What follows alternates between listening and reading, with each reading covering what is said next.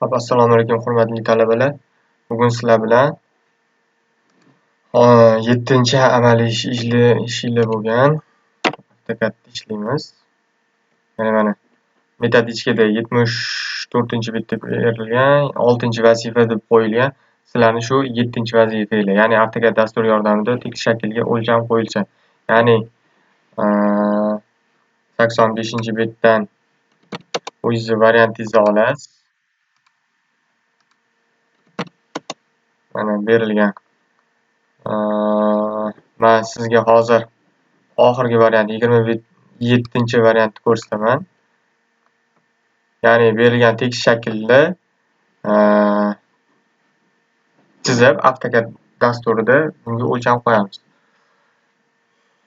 Har bitta bu yerda katini 5 mm dan deb tasavvur qilasiz. Xuddi daftaringizni ko'z oldingizga keltirsangiz, har bitta katingiz 5 mm dan, demak ikkita katingiz 10 mm yoki 1 sm deb qabul qilib, bo'yi bilan enini sanasangiz, bo'yiga uzunasiga 24 ta kati, ya'ni 12 sm, ya'ni 120 mm. Biz darslarimizda hamma o'lchamlarni millimetrda deb qabul qilib o'rganganmiz. Ya'ni bo'yi 120 ga enini sanasangiz 16 ta kati bo'lsa 80 mm bo'ladi. Shuni AutoCADda chizamiz. Birinchi sizga AutoCAD ko'rsatishim kerak. Ya'ni AutoCAD 2022-versiyasida tayyor mana AutoCADni ochib qo'ydim. Siz yangi o'rnatganingizda bu yerda nastroykalarini to'g'irlashingiz kerak bo'ladi. Bu yerda juda ko'p nastroykalari bor. Bilmagan knopkangizni nastroykada, ya'ni sozlamada bosib olsangiz, qayta to'g'irlashingiz juda qiyin bunda. Boshqatdan o'rnatishingizga to'g'ri keladi. Shuning uchun bilmagan sozlamalarda va bilmagan komandalaringizni bosmang. Bu yerda eng pastki qismida mana setka yoqib turgan bo'ladi. Siz setkasini o'chirib qo'ying, xalaqit qiladi. Keyin mana bu yerda to'g'ri chiziq yordami chizishingizga qiyshayib ketmasligiga yordam beradigan komanda knopka bor, ya'ni F8. F8 ni bosib o'chirib ishlatasiz. Bu nima degani? Mana bu yerda liniya chizib ko'rsataman mana.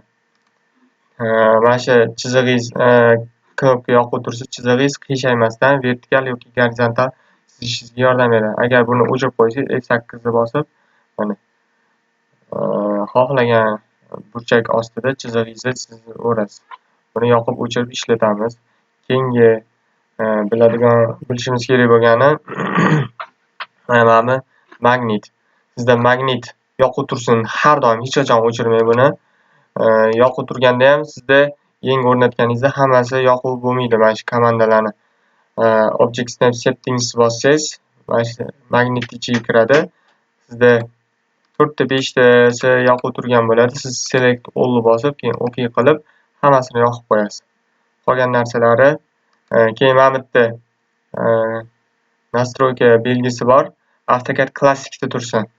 3D Basic yo Modeling'da turmasin. Bular 3D chizishda drifting annotation ham bizga noqulay. Eng qulayi mana shu AutoCAD Classic'da chizishimiz. Chunki ishlaydigan oynamiz kengroq, kattaroq va qulayroq bo'ladi. Xo'p, keyingi qiladigan bilishimiz kerak bo'lgan ishimiz OP ni bosganimda mana optionga o'tadi, ya'ni nastroykalarni to'g'irlashim kerak. Men o'zimga tayyor qilib olganman. Siz ham xuddi menikidagi to'g'irlasangiz, ishlatishingiz oson bo'ladi. To'xtatib o'zingizga to'g'irladi. Bunga hech narsasiga tegmaysiz. Xo'p, mana bu yerda displayda o'zgartiradigan joylaringiz bor. Mana shularni men qanday ko'rinishda qilgan bo'lsam, xuddi shu razmerda o'zingizga to'g'irlab olasiz. Bu yerda ham tegadigan narsa menimcha yo'q. Bu yerda ham yo'q. Mana bu yerda o'zingizga men qanday qilgan bo'lsam, siznikini o'zingizga shunaqa to'g'irlab olasiz. Ya'ni bu magnetingizni yoqqaningizda yoki liniyalarni ishlatayotganingizda shu magnetingizni razmeri bu turburchaysini. Hop, bu yerda ham deyarli yo'q o'zgartiradigan. Mana bu yerda o'zingiz mana shu ko'rinishga keltirib olasiz. Bu yerda ham hech narsa yo'q. OK bosib chiqib ketamiz. Keyingi o'lcham qo'yganimizda bizga kerak bo'ladigani o'lcham qo'yish qoidalari va razmerlari keltirib o'tiladigan komandasi D ni bossangiz, dim style deganga mana kiradi. D ni bossangiz, enter yoki probelni bossangiz mana shu ko'rinishga keladi. Sizda 2 yoki 3 ta bo'lishi mumkin. Mana shu ISO ga kirdim men, modify ga kiraman. Siz ham xuddi shunga mana line da nimani tergan bo'lsam, siz ham xuddi shunaqa holatga keltirib olasiz. Bu yerda mana offset from origin va mana shuni 0 qilib qo'yasiz. Bu o'lcham chizig'i bilan kontur chizig'i orasidagi uzib qo'yadi. Bo'lmasa qanchadir millimetr qo'ysangiz, mana bu chizig'ingiz, chiqarish chizig'ingiz orasidagi bo'shliq bo'lib qoladi. Qoidasi bo'yicha 0 bo'lib turishi kerak.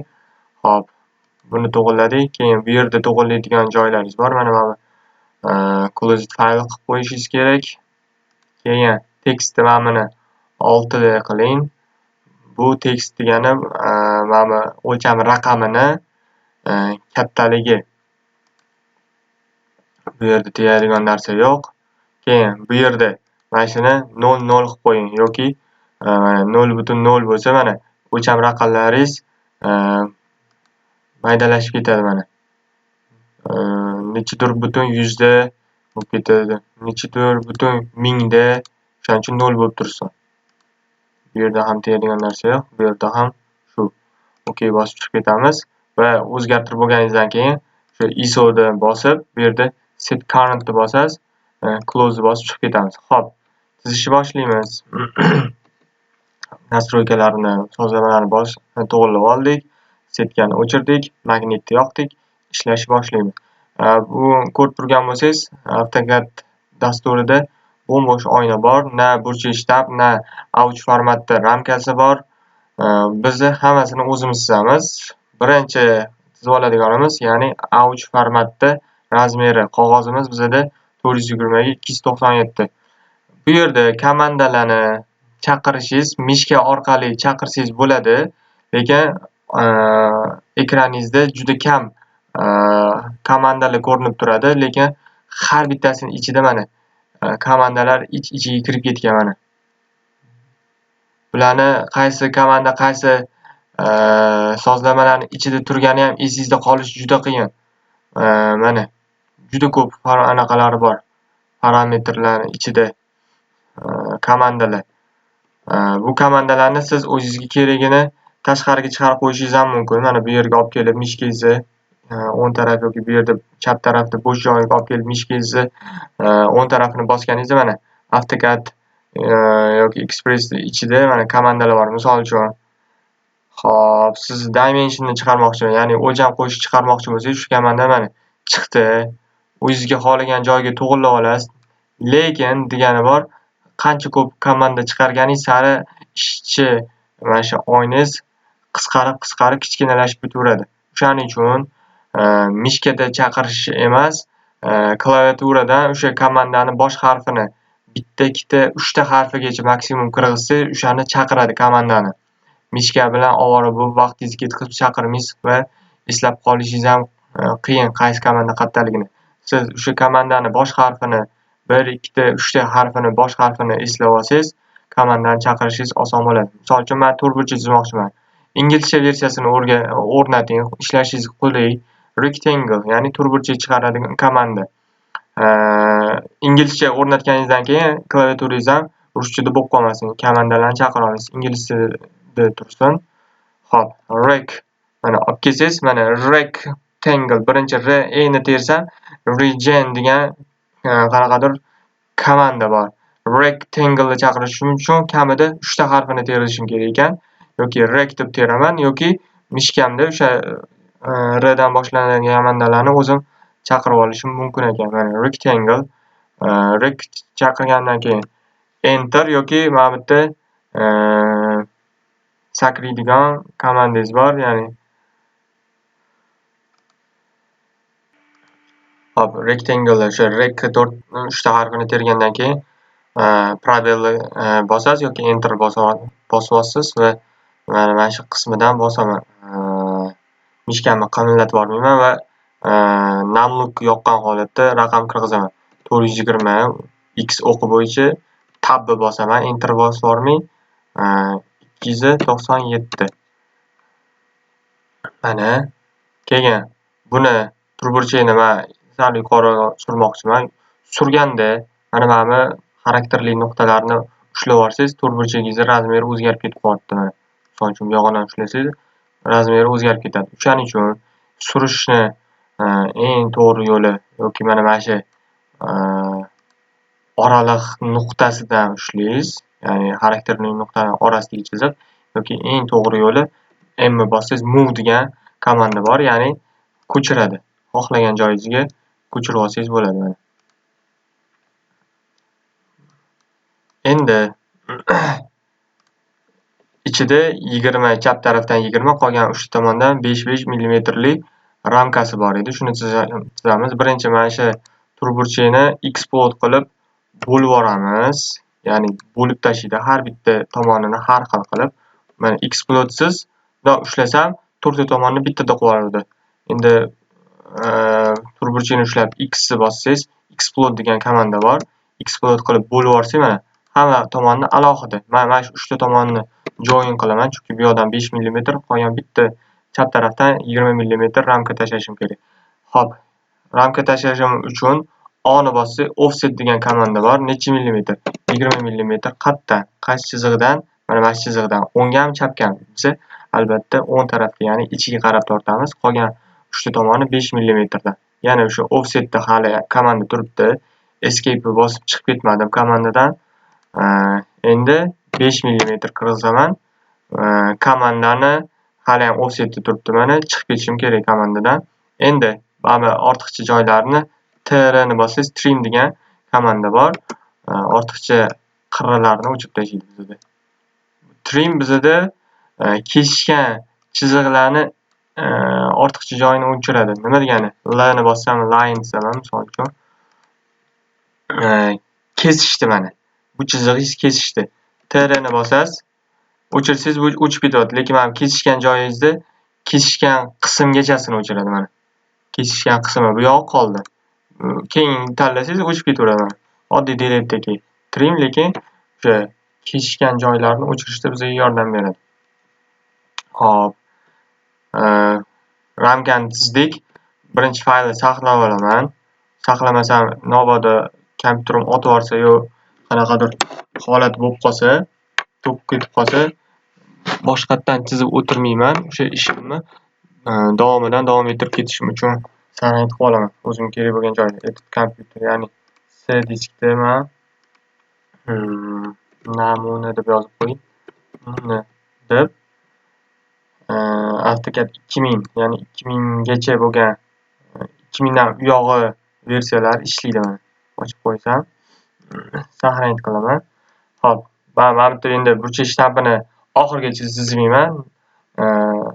Karkasini yasab qo'yaman. Yana rectangle. Xo'p, uzunligi x o'qi bo'yicha 185 ga tab bosib 55. Okay. Endi buni eng chetiga olib kelib qo'yishim uchun M ni bosaman. Move ko'chirish komandasi. Qaysi chizig'i? Mana shuni.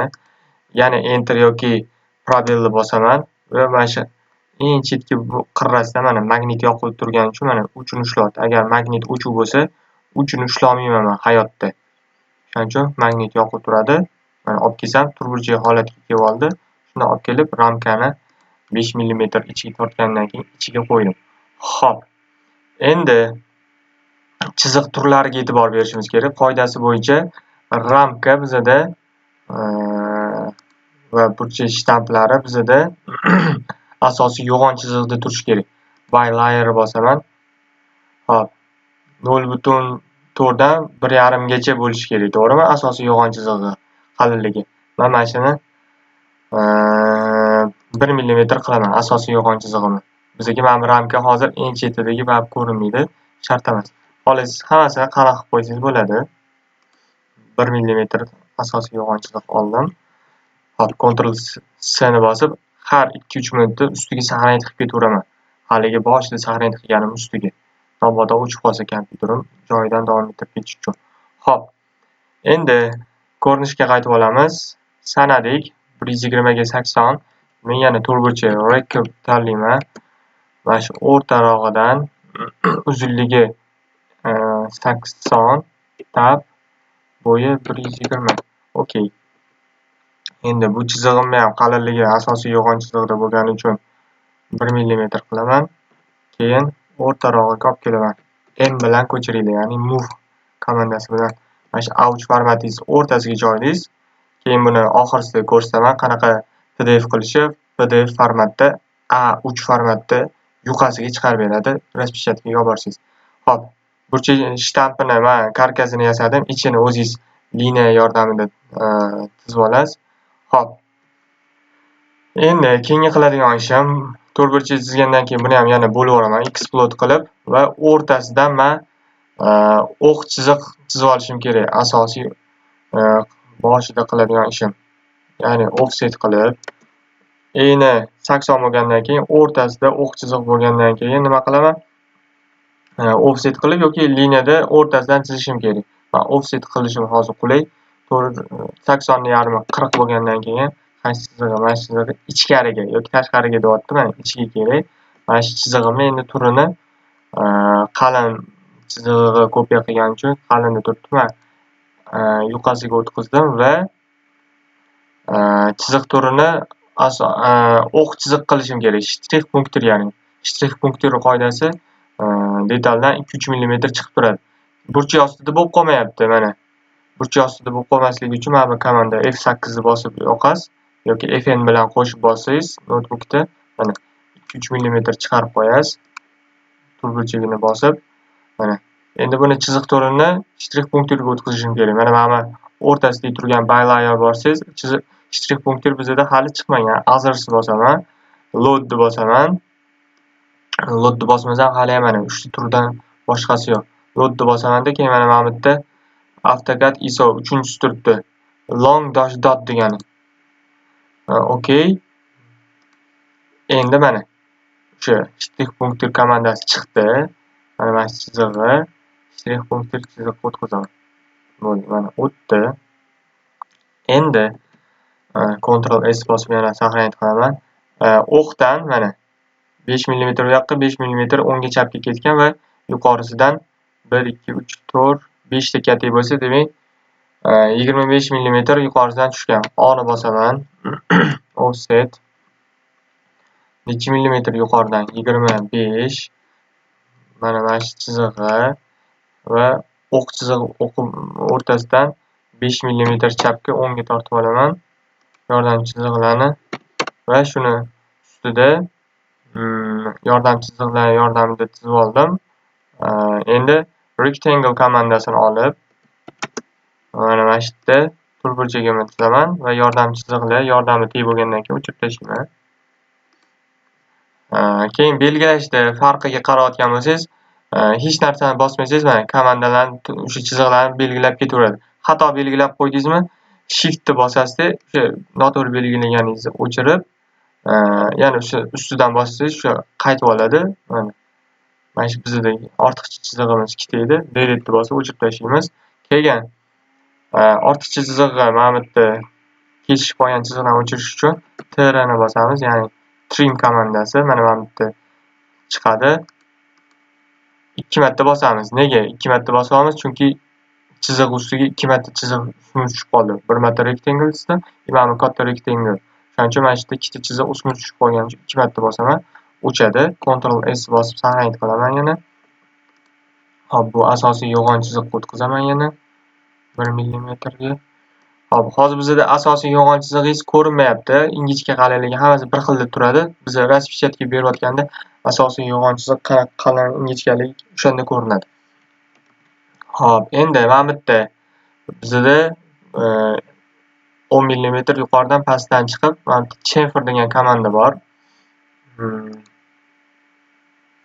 Chamfer komandasini mana bu yerda olib kelsangiz, ch, ya'ni k na harfi bosib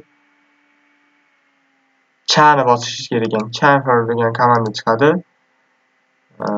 Mana shu yerda chamfer ishlatishimiz kerak. Faqat hozir sizga qulayrog'ini ko'rsataman. Undan offset ni bosamiz. Eng yaxshisi 10 mm bundan yuqorisidan 10 mm qilib L ni bossangiz line, ya'ni to'g'ri chiziq tuzadi. O'ynayapti mana. To'g'ri chizig'ingiz qanaqadir burchak ostida likillavyapti. Shuning uchun mana bu komandani o'chirib turamiz va bemalol mana bundoq olib kelsak, magnitimiz turburchak holati, yashil holatga keldi, ushladi. Endi bizga mana bu chiziqlar kerak emas. Mana buni o'chiraman desam, polniy chiziq o'chib ketadi. Shuning uchun trim komandasi bilan mana shu ikkitasini o'chirib tashlayman. Xuddi shu chiziq bu yoqda ham bor. Men shuncha komandani boshqatdan ishlatib o'tirmasdan men xuddi shuni nariyoqqa zerkalni tashlayman. Ya'ni mirror degan komanda bor. M ni bossangiz, M bilan I ni bosish kerak. Mana mirror komandasi qaysi chizig'i? Mana mana shu chizig'i. Okay. Ya'ni probelni bosasiz yo enterni, faqat detalni o'rtasini ko'rsatib olishingiz kerak. O'rtasi bo'yicha mana mirror qilib tashlaydi. Likillab qo'yadi. O'shaning uchun mana ya'ni F8 ni bosib yoqsangiz, mana to'g'ri tashlayveradi. F8 o'chuv bo'lsa, aniq shu yoqqa tushmaydi. 1 mm yuqori yoki 1 mm pastga tushadi. Mirror komandasini ishlatgandan keyin yes yoki no degan komanda chiqadi. Ya'ni erase source objects. Oldingi kopiya qilib tashlaganingizni o'chiraymi yo'qmi deyapti. Biz o'chirmasligimiz kerak. Bizga bu yoqda ham turish kerak.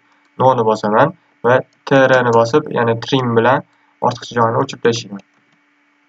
Endi mana bu qismidan pastga 3 ta kati, ya'ni 15 mm tushibdi bu yerdan. Offsetni bosib 15 mm tushaman desam, mana ana turburchagimni ham kattalashtiryapti. O'shaning uchun mana shu yerda yana bitta liniya yordamchi chiziq chizib turaman. Menga hozir kerak bo'ladi.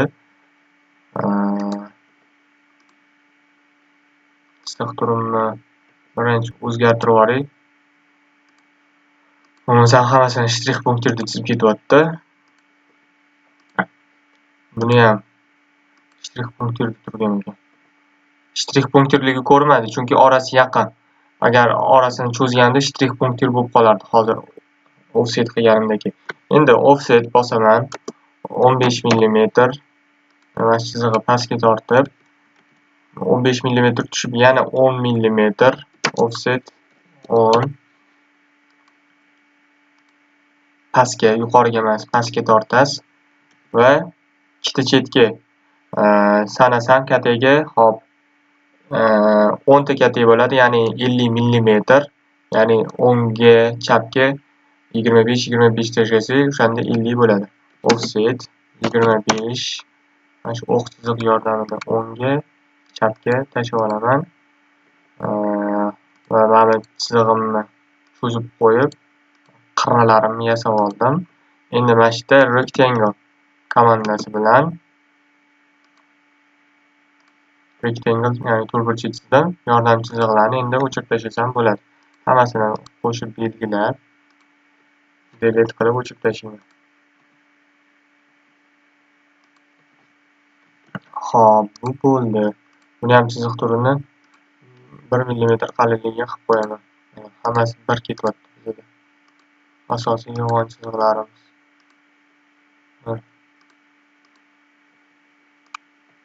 Hop, 1 mm bo'ldi. Mana bizda o'q chizig'imiz ingichka o'q chizig'ida turibdi. Hop, Ctrl S bosib to'g'ri ketyapmiz. Ya'ni bu turburchagimizdan 1 2 3 4 5 ta kati, ya'ni 25 mm tushsa, aylanamizni markazi chiqar ekan. Hop, yana offset. Faqat offset bosganda mana bu turburchagimizni yana explode qilib ajratib olishimiz kerak. Bizga chiziq kerak. Bo'lmasa turburchagimni o'zini kattalashtirib yuboradi. Mana ko'rsam 25 qilib chizsam, chizig'i tashlamaydi. Bu umumiy to'rtta tomonni kattalashtirib yuboradi 25 ga. Shuning uchun buni turburchakni ajratib yuboraman hamma chizig'ini. X ni bossam explode, ya'ni bo'lib yuboradi. Mana alohida ushladi. Offset 25, mana shundan pastga 25 chizib, bu chizig'imni ingichka chiziq qilib va o'q chiziq qilaman. Aylana bor joyda o'q chiziq bo'ladi. Faqat qoidasi o'q chizig'i punktiri o'rtasiga tushib qolishi kerak emas. Shuning uchun ozgina tortib qo'yaman. Mana bu yerda ham vertikalida ham o'q chiziq punktiri o'rtaga tushib qoldi. Mana qoidasi bo'yicha punktir o'rtaga tushadi, plus bo'lib turdi. Endi C ni bosamiz, sirkul, ya'ni aylana chizadi. Aylanamizning diametri 3 ta 6 ta katta bo'lsa 30 diametr, bizda radius 15 demak. Bu yerda radius turadi. 15 radiusda aylana chizdim. Bu aylanamni ham asosiy yo'g'on chiziqqa o'tkazaman va aylanadan yana 10 mm pastda bizda to'rtburchagimiz bor ekan. Hop, line da birinchi aylana chizib olaman. To'g'ri chiziq chizib olaman offset qilishim uchun. Hop, offset yana hop 10 mm aylanamdan pastga va yana 10 mm pastga. Hop, to'rtburchagimizni uzunligi 30 bo'lsa, 6 ta katta ekan. Demak, 10 ga chapga 15 tashlab olar ekanman. Offset 15 o'qdan bu yoqqa ham 15 mm. Yana rectangle rec komandadan chiqib keting. Offsetda turuvdi, X bosmaganimdan keyin rectangle komandasiga o'tmadi. O'shaning uchun X bosib yoki X emas escape bosib komandadan chiqib, keyin rectangle komandasini tanlaysiz. Hop, chizdim. Endi ortiqcha joylarini, chiziqlarini tanlab o'chirib tashlayman.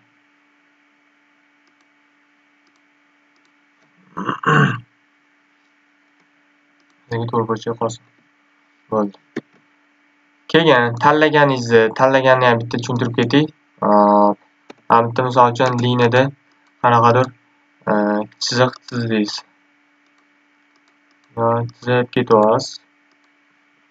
Hop, tanlashda hop, o'ngdan chapga qarab yurganingizda mana shu yashillik ichida chiziq qaysi chiziqqa tegsa, o'sha chiziqni tanlab oladi. Mana to'liq kirmasa ham mana shu chiziqlar o'shani ichiga kirgan edi. O'ngdan chapga tortganim uchun qaysi chizig'i 1 mm tegib qolsa ham shu chizig'i tanlab oladi. Lekin chapdan o'ngga qarab tortsam, mana to'liq kirmagan chizig'i tanlamaydi. To'liq kirgan 1 mm yetmay qoldi oxirgi o'ng tarafdagi chizig'i va pastiga, yuqoridagi ham mana to'liq kirmagani uchun tanlamaydi. To'liq kirgan yuzagini chiziqlarni tanlaydi. Mana to'liq kirsa tanlaydi. Mana yuqorisini tanlamadi. Agar chapdan o'ngga tanlasam, mana teganini yarimta bo'lsa ham teganini mana ushlaydi. Tushundingizlar? Hop, buni kerak emas. Tushuntirish delete bosib chiqib ketaman. Hop, endi mana bu yerda aylanasi bor. Bu aylanadiganni mana bu yerda aylana chizadigani bor. Hop, fillet degan komanda bor ekan. F bosasiz. Filletni bosgandan keyin radius kirgizishingiz kerak. R bosasiz, yana probel. Hop, aylanangizni bu yerda radiusi 10 mm, ya'ni 1 2 ta katta bo'lsa 10 mm. 10 ni tanlaysiz, yana enter. Endi chizig'ingizni aylana qilib beradi. Yana fillet. F ni bosmaysizda, yana probelni bossangiz, oxirgi ishlatgan komandangizni eslab qoling. Faqat bu filletni ishlatayotganingizda ikkita chizig'i ulanmagan bo'lsa, agar o'shanda ishlaydi. Nima demoqchiman? Mana misol uchun rectangle chizdingiz, 4 ta tomoni ulanib turibdi yoki 2 ta tomoni emasda 3 ta tomoni ulanib turgan bo'lsa ham, mana bu rectangle da mana shu fillet komanda ishlamaydi.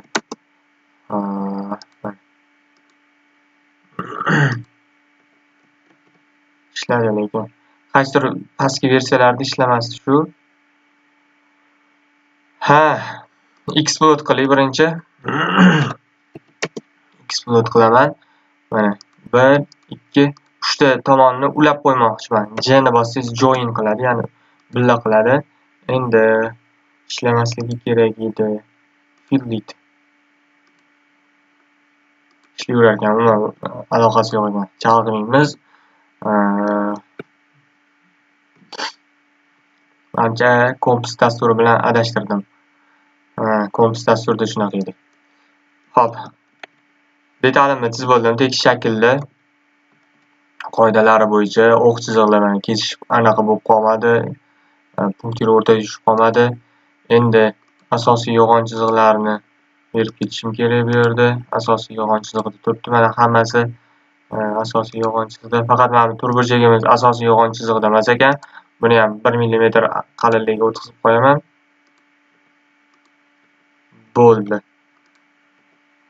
Endi bunga o'lcham qo'yishim kerak. O'lcham qo'yganda mana shu dimensionning ichida bor yoki dim.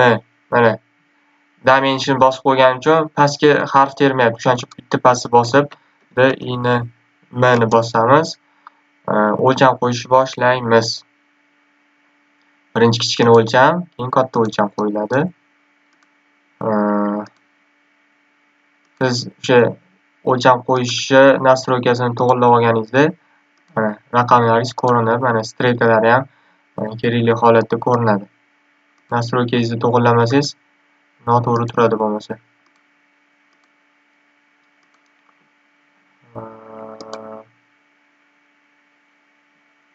Mana mana ham 10 mm tushgan, to'g'rimi?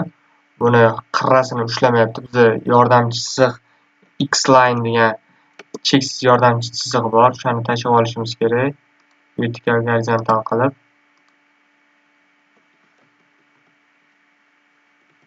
X-line.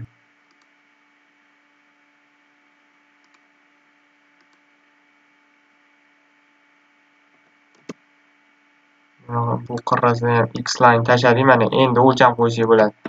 Dimni bosib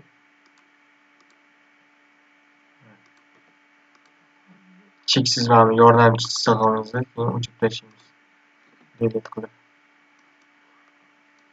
Endi mana chizig'i bizda chiqib qolayotgani uchun ichiga kirgizib qo'yamiz. Chiqarish chizig'i deydi. Qoidasi bo'yicha chiqarish chiziqlar o'zaro kesishishi mumkin emas, lekin boshqa ilojimiz yo'q. Bu yerda 10 mm ham qo'yishimiz kerak. Bizda detalli bitta ko'rinishi bo'lgani uchun kesishib qoladigan joylari bor, lekin iloji boricha kesishmaydigan holatda qo'yamiz o'lcham chiziqlarini va detaldan tashqariga qo'yamiz. Detalni tushunishimizga xalaqit qilmasligi kerak.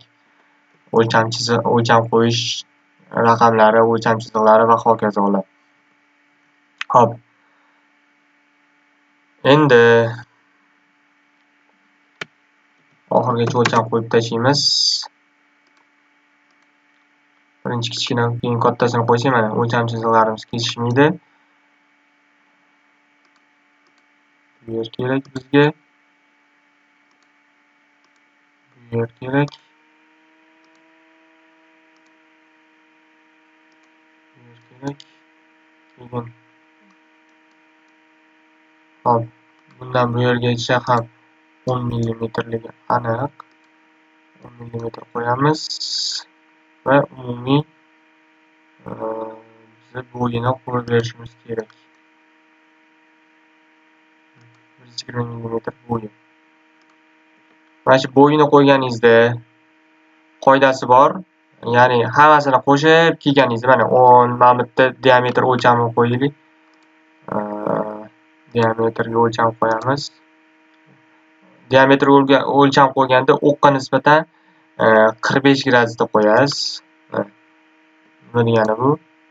O'qqa yaqinlab ham, o'qqa ham ustiga qo'yib qo'ymaysiz, 45 gradusda turadi. Endi mana men 120 ni aytib. Xo'p, sanab yuqoridan sanadingiz. 10, keyingisi 25, keyin 15 hammasini qo'shib, mana 30 qo'shib chiqqaningizda o'zi avtomatik 120 chiqadi, lekin men oxirisiga mana 10 ni qo'yib qo'ymadim. Hisoblab chiqqaningizda 120 bo'lsa, men mayda chutdan hisoblab, yana mana bitta 120 qo'yishni keragi yo'q, chunki ghost bo'yicha mumkin emas. Bitta o'lcham bir marta ishlatiladi. Men qo'shib chiqqanda 120 bo'lmaydi-da, mana. Qo'shib chiqqaningizda misol uchun 110 bo'lib qoldi, oxirgi 10 ni qo'ymagan bo'lsam, keyin o'sha 120 qo'yib qo'ysam, mana bu 10 ligi avtomatik kelib chiqadi. Tushundingizda? Keyin mana radiusingizga ham o'lcham qo'yish kerak. Dimension ichida radius degani bor. Mana shu qaysi burchaga, mana shu yerga radiusda o'lcham qo'yib qo'yamiz. Bizda o'lcham qo'yishlari bilan detalimizni mana ingichka qalinligi hozir hammasi bir xil qalinlikda turibdi. Lekin biz endi chiqarishga o'tamiz. Menimcha bu o'lcham raqamlari juda katta bizda hozir. Shuning uchun sal kichkinaroq holatga keltirib olamiz. D ni bosib, ISO ni ichida modify qilib, hop, mana bu yerda tekstga kirsak 6 da turibdi. Mana shuni 5 qilib qo'yib, OK qilsak, qani kichkinalashadi. ISO set current mana sal kichkinalashadi. Hop, to'ram qilib qo'ysak bo'lar ekan. To'qqiz qani ko'ramiz. set current close. Tor normalniy. Xo'p, endi buni PDF holatda hozir biz saqlanib qilayotgan joyimiz hammasi DWG da, ya'ni AutoCAD qisqartmasi bo'yicha saqlanib qilyapti. Biz PDF qilib chiqarib olishimiz kerak. Qanaqa qilinadi? Mana bu yerda plot deganni klaviaturadan plot deb yozasiz yoki mana bu yerda printer rasmi bor. Shu значокka bossak, mana bu yerda chiqarib turadigan nastroykalari bor. Nastroykalarni faqat ko'rib olamiz. Sizda mana shu A4 holatda turgan bo'lishi mumkin. Yangi anaqa qilgansiz mana. A4 holatda turgan bo'ladi. Siz mana shuni ISO A3 ga o'tkazib olamiz mana. ISO A3 ham ikki xili bor. Vertikal, gorizontal. Bizga gorizontal holatdagi kerak. 420 ga 297 ni bosamiz. Xo'p, mana bu yerda sizda none turgan bo'ladi. Siz mana shuni hop DWG to PDF, ya'ni AutoCAD qisqartmasidagi kengaytmasidagi faylni PDF ko'rinishiga keltirib olishingiz kerak. Hop, sizda mana bu display turgan bo'ladi. Siz mana shuni window ga o'tkazasiz. Center o'chgan bo'ladi. Centerni yoqasiz. Keyin mana bu yerda monochromdan sizda none turgan bo'ladi. Siz mana shuni monochrom holatga keltirib, okey. Keyin sizda portrait turgan bo'ladi. Ya'ni mana bu qarab turgan bo'lsangiz, yotqizilgan holatda chizib qo'yiladi. 120 ga 80 chizganimizni biz vertikal holatga keltiramiz. Mana bu yerda qizil ko'rinishga kelish kerak emas. Qizil bo'lsa, o'sha 420 ga 297 razmeringizga sig'mayotgan hisoblanadi. Hop, windowni bosganda bizda asosan centerga galchka qo'yganingizda anaqa chiqadi. Mana ekranga o'tib oladi. O'sha ekranga windowni bosganingizda ekranda qatdan qatgacha degan komanda chiqadi. Men hozir boshqatdan ishlayotganim uchun chiqmadi. Boshqatdan emas, deyarli davom ettirib ketyapman oldingi faylimni. Shuning uchun menda chiqmadi. Nima deyotganimni hozir ko'rsataman. Xo'p, saqlanib qiladigan joyimizni ko'rsataman. Hop, namuna deydi buni ham. Namuna. Okey. Bossam. Demak, o'sha xato chiqyapti. Belgilanmadi. Shuni hozir men boshqa Ctrl S qilib start qilib yangi komanda oching. Mana bu yerga Ctrl V qilib tashlaydi. Mana bu yerda chiqartirishni ko'rsataman endi. Hop. Okey. Mana sizda xuddi shu holatda mana 0 holatda turibdi. Endi yangi anaqa ochganim uchun, oyna ochganim uchun siz mana shuni ISO A3 420 ga 297 ni bosasiz. Mana qizarib turibdi, sig'mayapti. Centerni bosamiz. Keyin mana DWG to PDF ni bosamiz. Displaydan window ga o'tamiz. Mana shuni ko'rsatmoqchiman. Qatdan qatgacha window. Haliga belgilanadi. Negadir chiqmadi. Mana shu belgilanadigan joyi qaysidir bo'sh joyi chiqarib qo'ydi PDF qilib. Endi siz belgilaydigan ko'rsatadigan mana shu 420 ga 297 orasidagi masofani tanlasangiz mana endi to'g'ri o'rtasiga joylashdi. Center bosmasangiz o'rtasiga joylashmaydi. Centerni bosasiz, keyin mana landscape ni bosasiz. Mana uzunasiga joylashdi. O'shanda A4 formatimiz, mana A3 formatimiz to'g'rirog'i. Keyin mana nandan monochromga o'tkazamiz. Dani bosamiz. Demak, ishlatadigan joyimiz mana DWG to PDF qilar ekanmiz. A3 format 420 ga 297 ga o'tar ekanmiz. Windowni bosib haliga boshida chizgan 420 ga 297 razmerni ko'rsatar ekanmiz. Center plotni bosar ekanmiz, ya'ni o'rtasiga joylashadi. Keyin mana landscape bosar ekanmiz. 1 2 3 4 5 6 ta narsani bosar ekanmiz. Siz agar printerda birato'la chiqarib oladigan bo'lsangiz, mana o'zingiz printeringizni tanlayverasiz. Biz PDF qilib chiqarib olamiz. Okey, belgilaydigan joyimiz mana namuna. new deb belgilaylik. Mana new enter. Mana endi to'g'ri bo'ldi. Haligi chiziq turlaringiz hammasi bir xilda turgan edi. Endi bu yerda mana oxirida chiqarganingizdan keyin xuddi shu mana o'lchamlaringiz, asosiy yo'g'on chiziqlaringiz, ingichka tutash razmerlari ham, o'lcham chizig'ingizning razmerlari ham mana ko'rindi. Siz faqat mana shu yerda burchak shtampingiz qolgan. Qiladigan ishingiz burchak shtamp mayda chuyda oddiy laynda berilgan o'lcham bo'yicha chizasiz va ichiga yozganingizda T ni bossangiz, tekst chiqadi. O'sha tekstingizni razmerini ko'rsatib, misol uchun chizdi, tekshirdi, o'shalarni kattalaringiz ichiga yozib chiqasiz. Harfingiz kattalashib ketsa, mana bu yerda sig'may qolsa, kichkinaroq qilib beraversangiz bo'ladi. Bir misol uchun kichkinaroq mana chizdi bo'ldi. Faqat OK bosib chiqib ketadi shu yozganingizdan keyin. Shu burchak shtampingizni qilib oldingiz va buni ko'chirib o'shani ichiga tiqib ketaverasiz. Mana chizdi, tekshirdi va hokazo. Yozish oson. Xo'p, qiladigan ishimiz shu. AutoCADda. Faqat bu 7-chi ishingiz AutoCAD yoki Comps dasturida tuzasiz, PDF qilib saqlanib qilasiz. Bo'ldi.